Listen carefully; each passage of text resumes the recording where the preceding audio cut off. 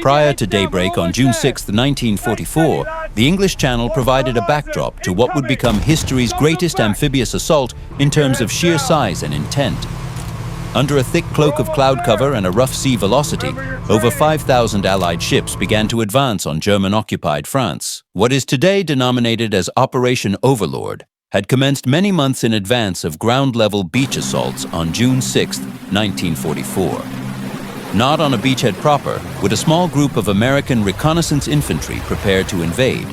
On two small islands that provided defensive barriers to a beachhead dominated by Utah Beach itself. As the clock struck 04:30 a.m., soldiers of the 4th Squadron's Troop A and 24th Squadron's Troop B of the 4th Cavalry Group emerged out of the freezing waters surrounding the St. Marcouf Islands.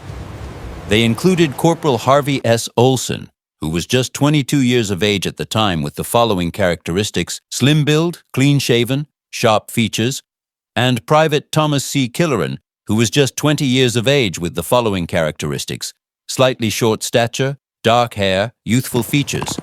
They came ashore with their rifles held above their heads on the land of the French invaders. The main assault on Normandy would not begin until nearly 3 hours later at 07:20 a.m. On Utah Beach, Captain Leonard Max Schroeder Jr., 34 years old, tall, broad-shouldered, confident posture, was the first to step off his landing craft and into the water ahead of his men. A company commander in the 8th Infantry Regiment, 4th Infantry Division, Schroeder became the first American officer to land on a Normandy beach, the vanguard in what would be a successful American breakthrough. The invasion faced the most staunch resistance at Omaha Beach. German defenses were still upright, and the first waves were decimated.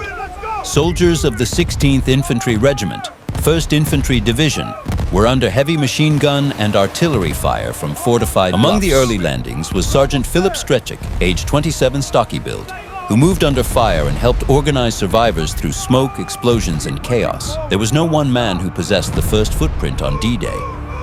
Yet history does record those who were first ashore: the cavalry scouts on the St. Marcouf Islands, the officers on Utah Beach, and the ones who made it through on Omaha Beach. Their heroism on June 6, 1944, paved the way for the Road of Liberty.